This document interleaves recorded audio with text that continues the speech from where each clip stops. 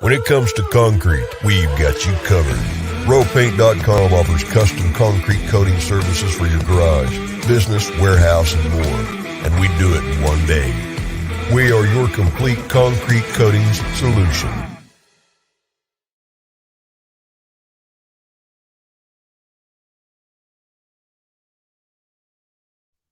All right, we won't waste any of this gentleman's time. Really appreciate him joining us. This is Bronco Nation News Live here at BroncoNationNews.com. My name is BJ Rains, and one of the most anticipated guests I've said we've had in a while here, Joe Lunardi. You can see he's in the bunker, ready to go. And Joe, we really appreciate your time today. How's it going? Folks in Boise, Idaho are excited to hear from you.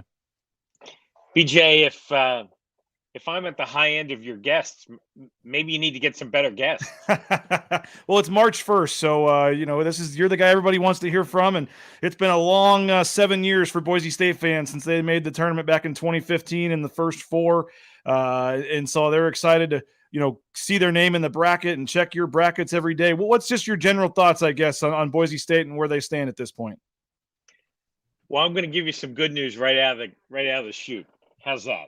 How'd you That like works. to be in the main bracket this time instead of the first four? That would work. Because that was the case in 2013 and 2015, if I'm not mistaken, right? Yep. LaSalle was a tight game, and then you played a road game. Dayton, yep. Yeah. Been there, done that. In my time broadcasting St. Joe's, I've been to the UD Arena more times than I can count. And trust me when I tell you that A, you won't have to, and B, I think there's an excellent chance that the Broncs might even be wearing white in their first game in the NCAA tournament. How about that? Yeah, I was going to say the doomsday scenario. They lose tonight, they lose on Saturday at Colorado State, and they lose in the quarterfinals of the Mountain West tournament. So they lose the next three. Are they still a lock for the tournament? Yes, I believe so. I just think they've done too much to this point. I mean, any single loss is rarely worth more than one seed line as a general rule at this point of the season. So, right now they're right between a 7 and an 8. So let's call them a 7.5 minus 3, 10.5. I mean, that could be getting us into first four territory, I suppose, depending on who the loss is in the conference tournament. I mean, it wouldn't be a good loss. Mm-hmm. But you're also not going to lose tonight. So sure. That settles that. The fans were a little confused, though, Joe, that Boise State goes and beats UNLV on the road, and then you drop them from a 7 to an 8. Can you explain that one? Well, maybe they didn't drop. Maybe teams passed them. Okay. Right? Like, sometimes the incremental gain you may make in a short race, like one weekend, isn't as much as, let's say, a St. Mary's beating Gonzaga and passing you, as one example. Sure. Right? That was true to life in this case. And I don't think anyone would argue, right? If you were looking at those two teams and they were dead even, roughly, heading into the right. I mean, they beat the number one team in the country. Sure. And Boise State has been terrific. Nothing negative. They just didn't beat the number one team in the country. No doubt. Boise State 23-6, 14-2. Sorry, Joe. I think the other that came into play was there was another team that won a great road game that was near Boise on the. I think it was Seton Hall won at Xavier. Okay. And that just and again, like to go from a 7 to an 8, you only have to be like 28th to 29th on the seed list.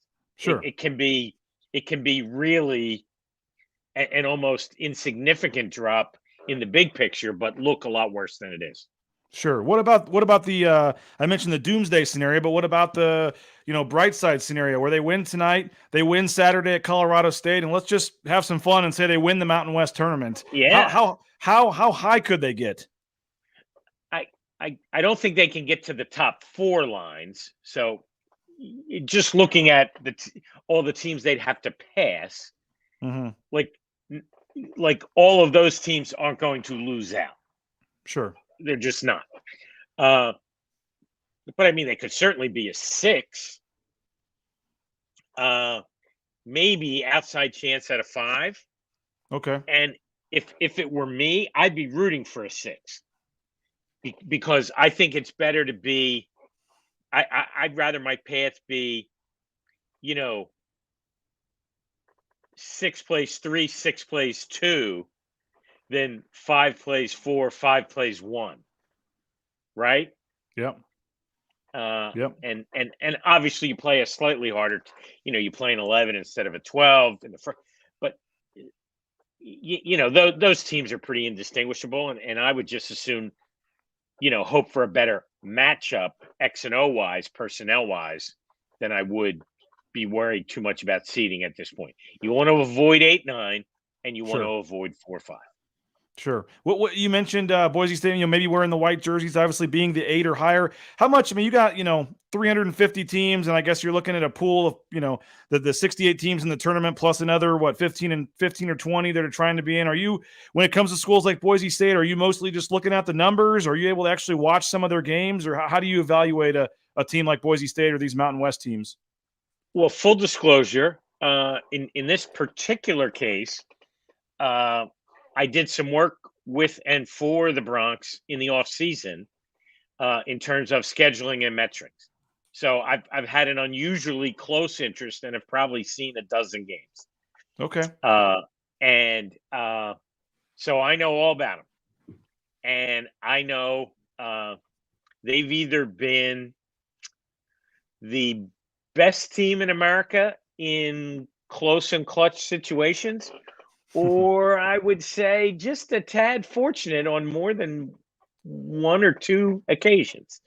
And my answer to that is the basketball gods maybe owed them some.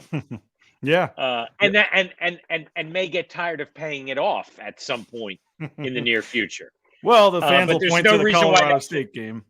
game. Yeah, there's no reason that can't be. Yeah, but I mean, look at all the crazy finishes, and, missed shots. And the missed free throws for San Diego State and Marcus Shaver Jr. Marcus Shaver Jr. I think four shots in the final minute to either tie it or put them ahead. I don't think fans would doubt that. There's some games that could have gone either way. But they're having fun right now, looking at that seed, looking at that bracket every day, and seeing it. I know last night's game they were watching closely, San Diego State, Wyoming, because that gave them a share of the title. And then tonight when they play Nevada, they can win the outright title and cut down the nets on senior night tonight. But in general, that win probably was better for the Mountain West, right? With San Diego State winning. And are they? I know they're in your last 4 in, but I mean, San Diego State in a pretty good spot still, or? I think so. And what a lot of people don't know outside the Mountain West is, all the games they lost, right? And weren't able to make up. San Diego State, I'm talking about. So they've been, as my wife often says to me, they've not been playing with a full deck. And, they needed that. They needed one of those road games, either with you guys or in Laramie. And I don't know why I did this, but Monday night we filed the bracket around midnight for the following morning, and so at dinner time I build a bracket, guess who's going to win the key games that night, and hope it works out that way so I don't have to scramble at the end. And I had San Diego State winning that game. I just thought they were due to break through, and frankly that they were due to get a bounce in their direction at the end of a key game after not having had it happen, a few other times. What about Wyoming? They got all their breaks in that. They got all their breaks in that one game when they blasted Colorado State at home, right? Oh yeah. What about Wyoming though? Because their metrics are not great, and not great. They got off to such a great start. They've now got to play at UNLV tomorrow. They still have to play Fresno. I mean, is Wyoming in any? Should they be worried at all here, or are they solidly in? I would say probable, not lock because of the schedule, because of the metrics. You know, they could end up in the Boise seat in Dayton when all is said and done. And Colorado State's in a good spot too. They're probably the Yeah, fourth they're team. going to make it. Yeah, Yeah. So I are you mean, thinking it's between Boise and Colorado to be the best seed for the Mountain West. Okay. And are you? I would if you had say those two are still waiting to determine what the pecking order will be, and then the next two, Wyoming, San Diego State. And how much does the head-to-head matter? It seems like it should, but it doesn't. And if Boise State goes and loses, say, to Colorado State, and Colorado State swept them, you would assume Colorado State would be higher. But we saw the committee had Kansas ranked higher than Kentucky after they blasted them. So I mean, we hear one thing and then we see another. How much do the head-to-head maybe in conference games like that matter? Well, there are way more examples of it not mattering.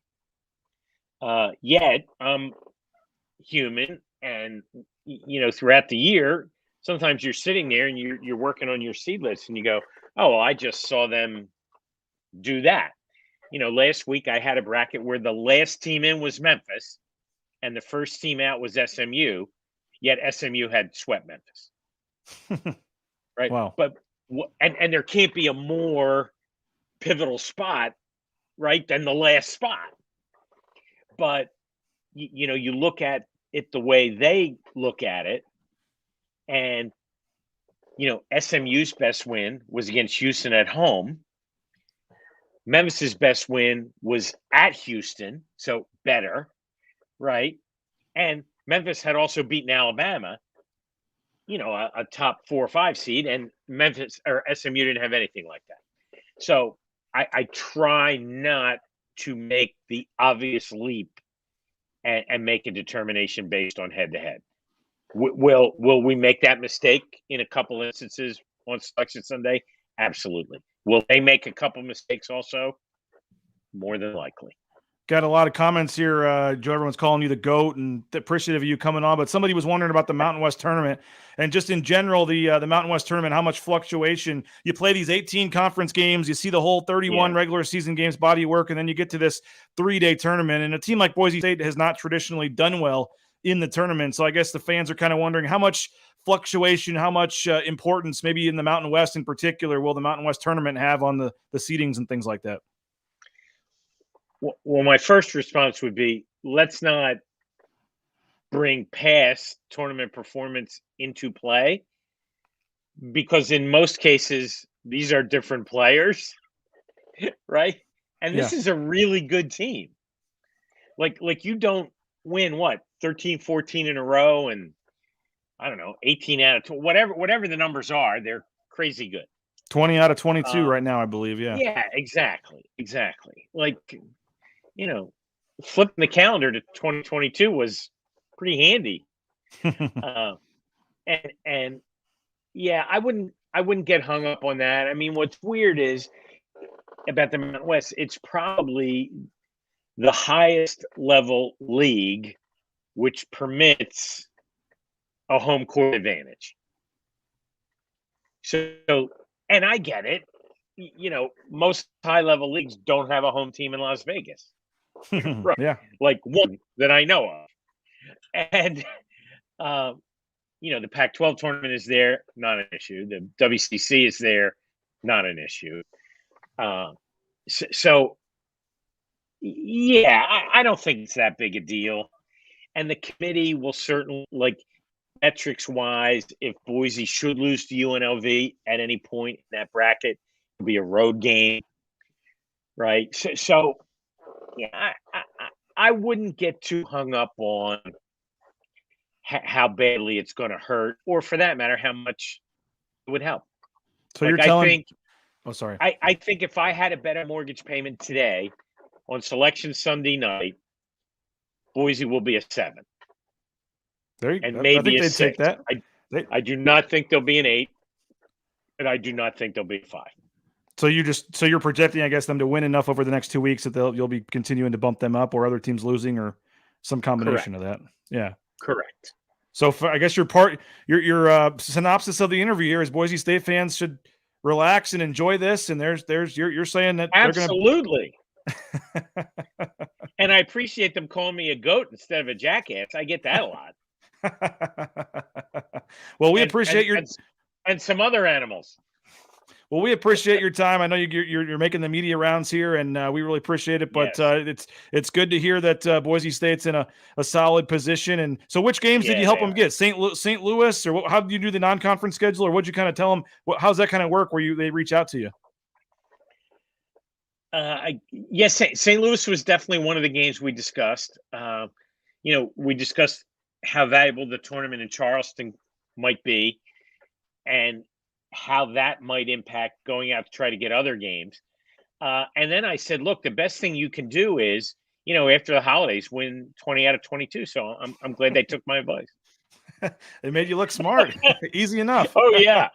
It's about time somebody did.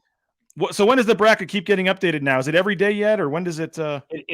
We will now that it's March, we will update it whenever it changes appreciably. Like example, the OVC quarterfinals are tomorrow. If Murray State loses, right, that's going to change something, and every day they'll be new and different. Well, you'll have plenty of page clicks from Boise, Idaho the next 2 weeks, seeing where they go, and whether it's the Gonzaga matchup with Mark Few and Leon Rice, or Arizona. There's all kinds of connections that I'm sure the tournament claims they do nothing they don't care about, but usually just funny how it always works out. But appreciate your time, Joe, and we'll be checking the bracket and watching you on ESPN here moving forward. Appreciate it, BJ. There he is, Joe Lunardi. We appreciate his time, and we'll see you courtside tonight, Extra Mile Arena, as Boise State gets set to play against Nevada on senior night. So we'll talk to you courtside about 6:30 or so on the postgame show here at Bronco Nation News, bronconationnews.com.